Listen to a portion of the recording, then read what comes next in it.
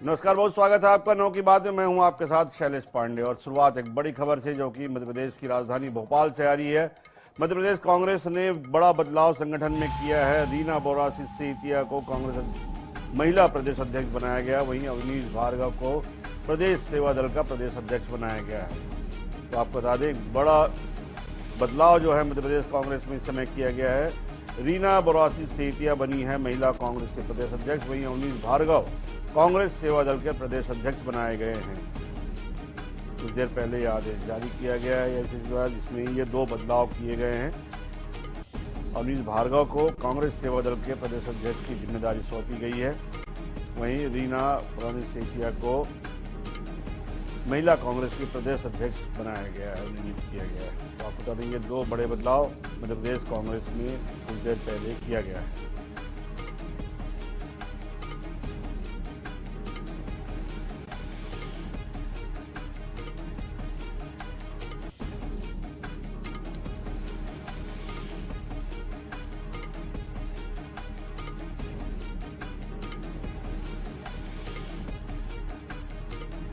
इस समय इंदौर से हमारे सहयोगी महेश मिश्रा जो हैं वो बने हुए हैं।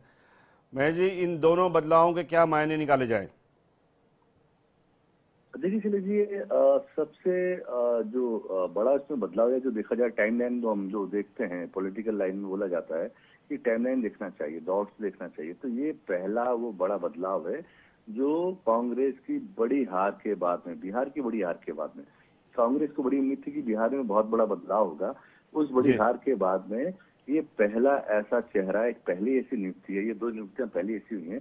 मैं इंदौर के बारे में बात करूंगा। रीना बोरा सिसोदिया इंदौर से आती हैं, पारसी समाज को ये बिलोंग करती है और एक जमाने में लंबे समय तक के इनके जो पिता हैं प्रेमचंद गुड्डू, पूर्व सांसद, वो यूपी में और बिहार में कांग्रेस के लिए, पारसी समाज के लिए एक बड़ा चेहरा थे, बहुत बड़ा चेहरा थे। उसके बाद में आज उनकी बेटी को इस पद पे यहाँ पे लाया जाता है, उनको लाया। और इंदौर में कहीं भी इस तरह की सुगबुगाहट नहीं थी। रीना 2023 में चुनाव लड़ी थी, कांग्रेस के टिकट पे लड़ी थी सामेर से, और तुलसीराम सिलावट के सामने चुनाव लड़ी थी, जो कि कांग्रेस छोड़कर बीजेपी में गए थे। उसके बाद में तुलसी सिलावट ने उन्हें हराया। उसके बाद में रीना बोरा सिसोदिया पे कांग्रेस ने भरोसा जताया। तो मतलब कांग्रेस कहीं ना कहीं अब वापस से जो कास्ट के ऊपर, जो उनका भी कास्टिज्म के ऊपर जो उनका पूरा फोकस है, उसी लाइन पे आगे बढ़ती हुई नजर आ रही है।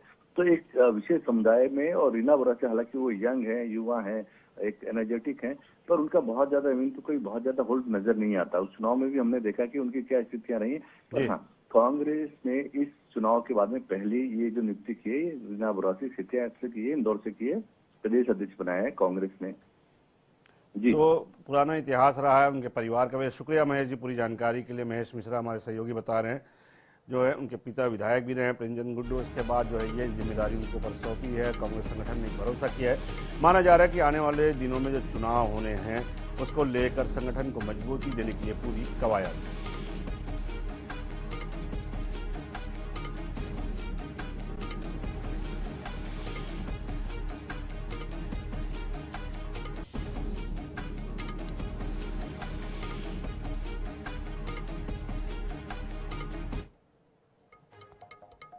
बात कर लेते हैं बिहार की। बुधवार को पटना में सीएम हाउस में जनता दल यूनाइटेड के विधायक दल की बैठक हुई।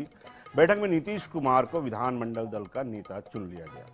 वहीं भाजपा ने भी मीटिंग के बाद सम्राट चौधरी को विधायक दल का नेता चुना। इसके बाद दोपहर में सेंट्रल हॉल में एनडीए की बैठक हुई, जिसमें गठबंधन के घटक दलों ने नीतीश को सीएम बनाने पर मुहर लगा दी। खबर यह भी है कि जेडीयू के कोटे से 13 मंत्री जो है बनाए जा सकते हैं। आज नीतीश कुमार ने राज्यपाल से मुलाकात कर अपना इस्तीफा सौंप दिया और सरकार बनाने का दावा पेश किया। 20 नवंबर को नीतीश कुमार फिर से मुख्यमंत्री पद की शपथ लेंगे। शपथ ग्रहण समारोह गांधी मैदान में होगा। कार्यक्रम में प्रधानमंत्री नरेंद्र मोदी, गृहमंत्री अमित शाह, रक्षा मंत्री राजनाथ सिंह, भाजपा के राष्ट्रीय अध्यक्ष जेपी नड्डा के साथ ही उत्तर प्रदेश के मुख्यमंत्री योगी आदित्यनाथ भी शामिल होंगे। इसके साथ ही दिल्ली की मुख्यमंत्री रेखा गुप्ता, उत्तराखंड के मुख्यमंत्री पुष्कर सिंह धामी, एमपी के सीएम मोहन यादव, राजस्थान से भजनलाल शर्मा, महाराष्ट्र से देवेंद्र फडणवीस समेत भाजपा शासित राज्यों के 13 राज्यों के मुख्यमंत्री और उप मुख्यमंत्री शामिल होंगे। साथ ही पद्म भूषण, पद्मश्री से सम्मानित सभी व्यक्ति, वैज्ञानिक, साहित्यकार सहित अन्य लोग भी इस समारोह का हिस्सा बनेंगे। तो आपको बता दें, 10वीं बार मुख्यमंत्री के रूप में नीतीश कुमार फिर से शपथ लेने जा रहे हैं। दोपहर 1 बजे कल 1:30 पर नीतीश जो है वो शपथ ग्रहण लेंगे। पीएम मोदी खुद वहां पे पहुंचेंगे। 2 मंच इसके लिए बनाए गए हैं। एक मंच में जो है वो शपथ ग्रहण समारोह होगा, दूसरे मंच में तमाम जो अतिथि हैं, जो पीएम के साथ साथ गृह मंत्री अमित शाह, राजनाथ सिंह, रक्षा मंत्री, खुद राष्ट्रीय अध्यक्ष जेपी नड्डा, तमाम लोग वहां पर रहेंगे। इसके अलावा भाजपा शासित राज्यों के 1 दर्जन राज्यों के जो हैं वो सीएम सभी जो हैं वहां पर उपस्थित होंगे। डिप्टी सीएम भी बुलाए गए हैं। तमाम जो गणमान्य नागरिक हैं जिन्हें अलग अलग सम्मान से नवाजा गया है, वो वैज्ञानिक हैं, प्रोफेसर हैं, समाजसेवी हैं, डॉक्टर हैं, उन सभी जो है अलंकृत लोगों को भी इसमें सम्मान समारोह में बुलाया गया है। हजारों की संख्या में यहाँ पे भीड़ जुटने की मौजूद है, इसलिए सबसे बड़े मैदान गांधी मैदान में ये शपथ ग्रहण रखा गया है।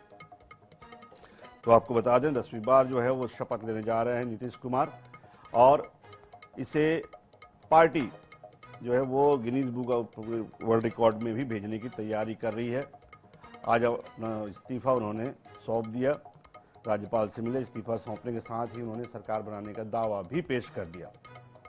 आपको ये भी बताते चलें कि भाजपा और जेडीयू में स्पीकर के पद को लेकर जो है वो बीच में खींचतान मची थी, लेकिन बाद में इसे सुलझा लिया गया। भाजपा को स्पीकर पद दिया गया। वहीं पे दोनों ही पार्टियों के एक एक डिप्टी सीएम बनाने पर भी सहमति हुई है। साथ ही जेडीयू, एलजेपी और भाजपा में मंत्रिमंडल में बंटवारे को लेकर भी जो है वो सहमति बनी। कल दोनों ही पार्टियों के प्रमुख नेताओं की अलग अलग बैठकें भी हुई और इसमें तमाम सहमति बनने के बाद मंत्रिमंडल का स्वरूप तैयार किया गया और इसके बाद जो है शपथ ग्रहण की तारीख तय कर दी गई। तो आपको बता दें कि कल दोपहर में 1:30 बजे ये शपथ ग्रहण होना है। 10वीं बार नीतीश कुमार एक बार फिर बिहार के मुख्यमंत्री के रूप में शपथ लेंगे। तमाम अतिथियों को भी बुलाया गया है।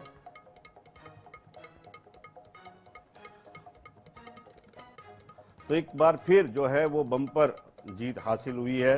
जनादेश जो है वो नीतीश कुमार को मिला है जनता का। जिस तरह से चुनाव परिणाम आए अप्रत्याशित थे, एनडीए को जिस तरह से जो है एक तरफा जीत मिली है, 203 सीटें जो है उनके हिस्से में आई, तो एक बड़ी जीत जो है दूसरी बार बिहार में अगर देखा जाए एनडीए को दूसरी बार जो है ये 200 से ऊपर की सीटें मिली है।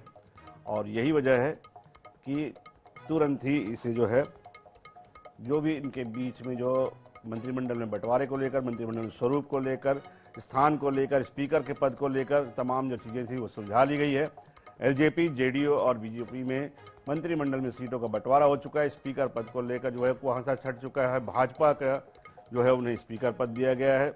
2 उप मुख्यमंत्री बनाए जाएंगे दोनों ही पार्टियों से, जेडीयू और बीजेपी से। एलजेपी को 2 से 3 जो है वो मंत्रिमंडल में मंत्रियों को शामिल किए जाने की संभावना भी जताई जा रही है। और मंत्रिमंडल के बंटवारे की बात करें तो इसमें गृह मंत्रालय जो है वो जेडीयू के हिस्से में आई है। पहले से भाजपा ही से जो है गृह मंत्रालय अपने पास मांग रही थी, लेकिन जेडीयू ने गृह मंत्रालय अपने पास रखने का फैसला किया है। और जेडीयू के मंत्री की संख्या जो है 1 से 2 ज़्यादा रहने की संभावना भी है, जिस तरह से आपस में सहमति बनी है। क्योंकि नीतीश कुमार के चेहरे पर चुनाव लड़ा गया था और अगर जीत हुई तो निश्चित रूप से नीतीश कुमार के चेहरे पर अगर चुनाव लड़ा गया था तो स्वाभाविक रूप से नीतीश कुमार का ही जो है पलड़ा भारी दिखाई देगा। तमाम अटकलों के बीच एक बार फिर नीतीश कुमार सीएम होंगे। उप मुख्यमंत्री पद भी जेडीयू को होगा, स्पीकर का पद भाजपा का होगा।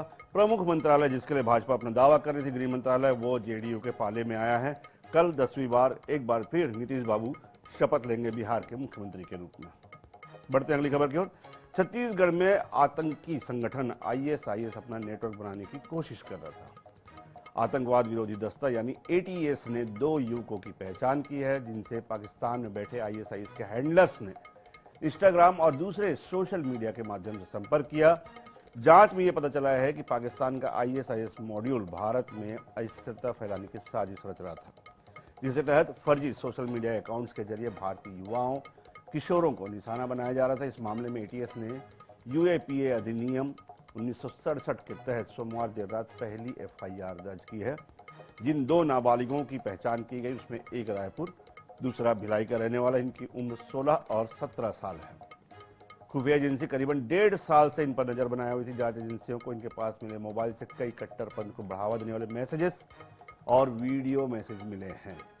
आईएसआईएस इन नाबालिगों के जरिए अंदरूनी जानकारी जुटाने की कोशिश कर रहा था। एटीएस के अनुसार इंस्टाग्राम पर बनाए फर्जी अकाउंट से लगातार युवाओं को जोड़कर उकसावे और कट्टरपंथी प्रचार के जिहादी विचारधारा का प्रसार किया जा रहा था। हैंडलर भारतीय किशोरों को ग्रुप चैट में शामिल किया गया था। उनके लिए बाकायदा एक व्हाट्सएप ग्रुप बनाया गया था, जिसमें करीबन अलग अलग, अगर 3 ग्रुप की हम बात करें, करीबन 1000 लोगों को जोड़ा गया था और सभी को कम्युनल सांप्रदायिक जो है वो संदेश दिए जा रहे थे, वीडियो संदेश दिए जा रहे थे, कुछ वीडियो क्लिप्स दिए जा रहे थे जिसमें सांप्रदायिक भावनाओं को भड़काने के भी जो है वो उसमें कोशिश की जा रही थी। तो पर्दाफाश ऐसे हुआ कि सोशल मीडिया जो है उस पर लगातार एटीएस अपनी नज़र बनाए हुए रखी थी। काफ़ी दिनों से जो है इस पर एटीएस की जो है जांच चल रही थी। जब उन्हें पुख्ता हो गया इस बात को लेकर कि इसमें आपत्तिजनक वीडियो जो है डाले जा रहे हैं, सांप्रदायिक भावनाओं को भड़काने का प्रयास किया जा रहा है, तब जो है वो तमाम कार्रवाई की गई। और जब ये मोबाइल जब्त किए गए, सोशल मीडिया जो अकाउंट है, इंस्टा है और अलग अलग जो सोशल मीडिया के अकाउंट है, उनकी जांच की गई तो पता चल रहा है कि जो किशोर हैं 1000 के आसपास जो है उनका एक ग्रुप बनाया गया, अलग अलग ग्रुप बनाया गया है और उस ग्रुप से जोड़कर उन्हें सांप्रदायिक भावना भड़काने वाले वीडियो मैसेजेस और इसके अलावा जो है टेक्स्ट मैसेजेस दिए जाते थे, जिसमें कहीं न कहीं ये बड़ी साजिश का एक हिस्सा थे, ताकि उन्हें जो है आने वाले किसी दिन में अगर कोई बड़ी वारदात की साजिश थी उसमें उन्हें शामिल किया जा सके, उनकी संख्या जो है बढ़ाई जा सके। आपको बता दें, छत्तीसगढ़ में एटीएस की ये सबसे बड़ी सफलता जो है मानी जा रही है। 2017 से एटीएस की जब से स्थापना हुई है उसके बाद से ये पहली एफआईआर है, पहला सबसे बड़ा मामला है। इसके पहले अगर हम देखें तो सिमी के और इंडियन मुजाहिदीन के भी यहाँ पर कुछ लोगों पर कार्रवाई की गई थी, उनके तार भोपाल से और मुंबई से जुड़े हुए थे। लेकिन अगर हम छत्तीसगढ़ एटीएस की स्वतंत्र कार्रवाई देखें तो ये पहली बार है जब इस नेटवर्क का जो है खुलासा ही छत्तीसगढ़ एटीएस ने किया है और पहली एफआईआर रायपुर में दर्ज की गई है। और इस पूरे मामले पर छत्तीसगढ़ के गृह मंत्री विजय शर्मा ने क्या कहा है वो भी आपको सुनाते हैं। एटीएस छत्तीसगढ़ को, एंटी टेररिस्ट स्क्वाड छत्तीसगढ़ को एक बड़ी सफलता मिली है और इस सफलता में ये है कि रायपुर के ही 2 युवा वो ISIS Islamic state of Iraq and Syria इस ग्रुप से जुड़े हुए थे। इस ग्रुप के लिए काम करने वाले जो पाकिस्तान के मॉड्यूल थे उस मॉड्यूल के डायरेक्शन में काम कर रहे थे और सोशल मीडिया पर एक्टिव थे। इन्होंने फर्जी आईडी बना रखी थी, इंस्टाग्राम में खुद ही ये प्रभावित थे और अन्य लोगों को पूरी प्रभावित करने की कोशिश कर रहे थे। इसमें इनके पास काफ़ी जानकारी थी, पूरा का पूरा उपयोग सोशल मीडिया का, इंटरनेट का इसी नाम से किया करते थे। ऐसे 2 किशोर पकड़े गए हैं। अंततोगत्वा जब सब कुछ स्पष्ट हो गया कि इनकी गतिविधि इस तरह से है जो देश विरोधी है, तो ये पहली कार्रवाई है छत्तीसगढ़ एटीएस की। लगातार जो है इस पर यह बताया जाता है कि पिछले कुछ महीनों से ये एक्टिविटीज जो है संदिग्ध थी और लगातार इसकी शिकायत जो है एटीएस को मिली थी। जांच इसमें जो है अंदरूनी तौर पर चल रही थी खुफिया तरीके से।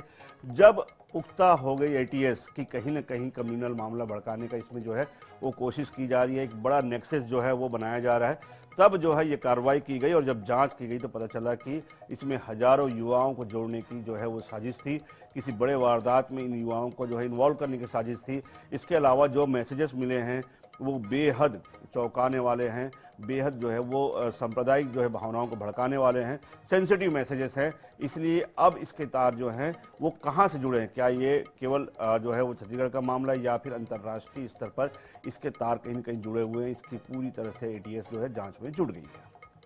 आगे बढ़ते हैं। छत्तीसगढ़ आंध्र प्रदेश बॉर्डर पर सुरक्षा बलों ने फिर 7 नक्सलियों को मार गिराया। इनमें से 3 महिला नक्सली भी शामिल है। पोलित ब्यूरो मेंबर और नक्सल महासचिव देव जी के मारे जाने की भी इस मुठभेड़ में खबर है। सभी के शव, हथियार बरामद कर लिए गए हैं। 4 नक्सलियों की पहचान हो चुकी है, 3 की पहचान की जा रही है। आपको बता दें, हिड़मा के ही गांव पुवर्ती का एक देवा जो है रहने वाला है। उसके समकक्ष जो है वो माना जाता है पोलित ब्यूरो का मेंबर था, वो भी सीसीएम में भी रहा हुआ है और दोनों साथी थे। एक के बाद एक जो है वो दोनों नक्सल संगठन में भर्ती हुए थे, एक मतलब बहुत कम फासले के अंदर में। ये माना जा रहा था कि तमाम जो बड़े नेता है, बसव राजू हैं और तमाम जो लोग हैं, उनके मारे जाने के बाद अब कहीं ना कहीं जो इनकी जो नक्सल जो कमान है संगठन की, लड़ाकों की पीएलजी की जो कमान है, वो हिडमा के हाथ में है। हिडमा के मारे जाने के बाद ये कहा जा रहा था कि वो देवा जो है अब उसका उत्तराधिकारी है, लेकिन मुठभेड़ में ये बताया जा रहा है कि देवा जो है वो मारा जा चुका है। उसे स्थानीय भाषा के अलावा अगर हम बात करें तो उड़िया, तेलुगु, मराठी और हिंदी भाषा की भी जानकारी थी। इसके अलावा नक्सलियों के प्रेस टीम में काम करने की वजह से तकनीकी जानकारियां भी देवा रखता था। लंबे समय से वो हिडमा के साथ रहकर जो है रणनीति बनाने में शामिल रहता था। जिस जगह में कल जो है वो मारडीमुल्ली में जिस तरह से मुठभेड़ हुई थी, वहाँ आसपास सर्चिंग की जा रही थी, तो ये खबर आई कि जो हिडमा के बाद जो संगठन का जो है मुख्य जो है नक्सली का सरगना है वो है देवा, उसकी भी जानकारी मिली और करीबन करीबन वहाँ पे 50 लोगों के और होने की जानकारी मिली। ये जो है ऑपरेशन शुरू किया गया तो 7 लोग मारे गए वहाँ पे, बाकी लोग जो है भागने में कामयाब हो गए। इसके अलावा आंध्र में ही कल पूरे दिन और कल से लेकर आज तक जो कार्रवाई चली है उसमें 50 नक्सली, इन्हीं की सूचना के आधार पर, इनसे जो पुख्ता जो सबूत मिले हैं, इनसे जो निशानदेही पर जो वहाँ पर चीज़ें मिली है, डायरी और अन्य चीज़ें, उसके आधार पर 50 लोगों की गिरफ्तारी वहाँ पर की गई है आंध्र में। इसके अलावा छत्तीसगढ़ में भी 1 दर्जन लोगों की गिरफ्तारी की गई है जो किसी न किसी तरह से नक्सलियों के साथ जुड़े हुए थे, इस नेक्सस से जुड़े हुए थे। तो आपको बता दें पूरी जो घटना है उसमें 7 नक्सली मारे गए हैं, जिसमें 3 महिला नक्सली हैं। और ये भी कहा जा रहा है कि बोरतला में जो नक्सली जो मारे गए वहाँ पर, उसमें जो है एक जो है हमारे सिपाही वहाँ पर जो है एक अधिकारी की शहादत हुई है। मुठभेड़ में एएसआई आशीष शर्मा जो है वो शहादत भी हुई है। यहाँ पर तनपुरा गांव के पास खैरागढ़ डोंगरगढ़ जो बॉर्डर है वहाँ पर जो है एक मुठभेड़ हुई। इलाके में सर्चिंग अभियान अभी भी चल रहा है। उसमें एएसआई आशीष शर्मा, जिन्हें 3 बार वीरता पदक भी जो है दिया जा चुका है उनकी बहादुरी के लिए, ऐसे मामलों में, इनकाउंटर के मामले में या नक्सली के मामले में उन्हें काफ़ी एक्सपर्ट कहा जाता था। आशीष शर्मा इस पूरी घटना में शहीद हुए हैं। तो बता दें एक तरफ जहां लगातार नक्सलियों के खिलाफ कार्रवाई चल रही है, सरेंडर करने का सिलसिला भी लगातार जारी है, तो दूसरी तरफ जिन लोगों ने सरेंडर नहीं किया है, तो वैसे जैसे बता दें कि पिछले माह ही गृह मंत्री अमित शाह ने साफ शब्दों में कहा था या तो आप सरेंडर कर दें या फिर जो है हम आपके खिलाफ ऑपरेशन चलाएंगे और उसमें आपके जो है मारे जाने के अलावा कोई दूसरा विकल्प आपके पास नहीं है। या तो आप जो है वो लड़ाई में मारे जाएंगे या फिर जो है सरेंडर करके मुख्य धारा में लौट आइए। ये 2 ही ऑप्शन जो है उनके पास दिए गए थे, जिनमें करीबन 2100 जो नक्सली हैं उन्होंने अभी तक सरेंडर कर दिया है। इसके अलावा अगर हम बात करें मुठभेड़ों की तो 516 नक्सली जो हैं वो अभी तक वो मारे जा चुके हैं। इसमें हार्डकोर नक्सली बसव राजू, सुधाकर राव, भास्कर राव, चलपति, ये तमाम जो बड़े लोग हैं, केशव राव, ये तमाम जो बड़े लीडर हैं वो मारे जा चुके हैं। लेकिन अब जो हिडमा और उसके संगठन के आसपास जो जुड़े हुए, जैसे जो देवा है जो कि खुद पुवर्ती गांव का रहने वाला है, और ये माना जाता था कि हिडमा और देवा जो है मिलकर संगठन को संभाल रहे थे। महासचिव की जिम्मेदारी जो है वो हिडमा को संगठन के द्वारा दी गई थी। बताया ये जा रहा था हिडमा की जब यहाँ पे इनकाउंटर में मौत हुई तो हिडमा के बाद अब केवल देवा ही है जो पूरे संगठन का भार अपने कंधे पर लेकर चलेगा। लेकिन आज सुबह जो खबर आई है उसमें ये संभावना जताई जा रही है, पूरी तरह से पुलिस इसमें जो है वो श्योर हो रही है कि देवा जो है, जो कि उत्तराधिकारी था संगठन चलाने के लिए हिडमा के बाद, वो इनकाउंटर में मारा जा चुका है। और अब जो है ये समझ सकते हैं कि नक्सलियों के पास ऐसा कोई बड़ा नेता नहीं बचा है जिनके भरोसे संगठन की गतिविधियां जो है वो संचालित की जा सके। आशीष शर्मा की तस्वीर हम आपको दिखा रहे हैं, जो आज मुठभेड़ में, पुलिस नक्सली मुठभेड़ में शहादत जिनकी हुई है।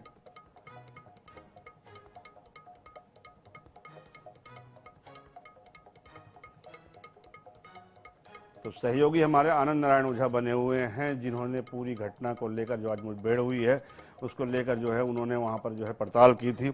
आनंद, एक तरफ हम नक्सलियों के खिलाफ निर्णायक लड़ाई लड़ रहे हैं, हमें जो है वो सफलता 100% सफलता भी मिली है, लेकिन ये आशीष शर्मा की जो वहाँ पर शहादत हुई है, इसके बारे में थोड़ा रोशनी डालिए, किस तरह की परिस्थितियाँ थी। क्योंकि आशीष शर्मा के बारे में जो हमने सुना है, जो हमने जाना है, 2 बार वो वीरता पदक ले चुके हैं और ऐसे बहादुरी के मामले में उनका नाम जो है प्रमुखता से लिया जाता था।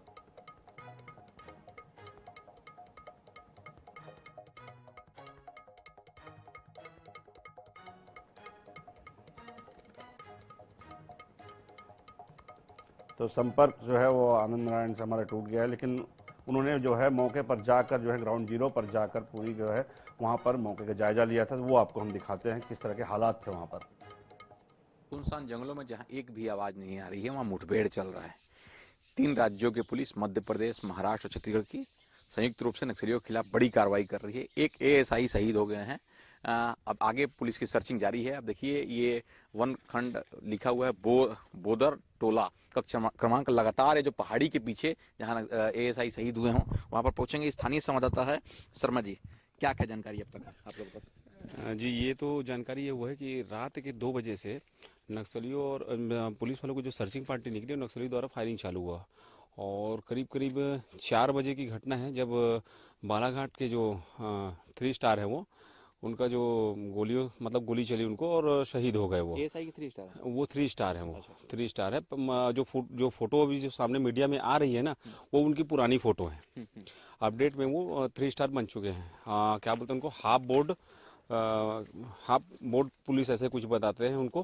वो थे वो, और यहाँ से ज़्यादा दूर की दूरी नहीं है, बस हम घोर नक्सली प्रभावित क्षेत्र में ही खड़े हुए हैं। और ये मान के चलिए यहाँ से बस पहाड़ के ऊपर ही फायरिंग का काम अभी भी चालू है। वो तो आईएनएच और हरिभूमि की टीम जीरो पे पहुंची हुई है, ग्राउंड जीरो पे, और आपको दिखा रहे हैं कैसे 3 राज्यों की पुलिस जो नक्सलियों को खत्म करने का प्लान चल रहा है उसमें कितनी पुलिस को सफलता मिल रही है। अंकिता शर्मा नांदगांव की एसपी है, खैरागढ़ के एसपी हैं, उधर बालाघाट से एसपी आए हुए हैं, जैसे महाराष्ट्र के आईपीएस हैं, साथ में उनकी पूरी टीम लगातार कार्रवाई कर रही है। ये कार्रवाई आज पूरी रात चलेगी। कल सुबह और कितने नक्सली मारे जाते हैं, कितनी फोर्स जख्मी होती है, ये अभी आंकड़ा आना बाकी है।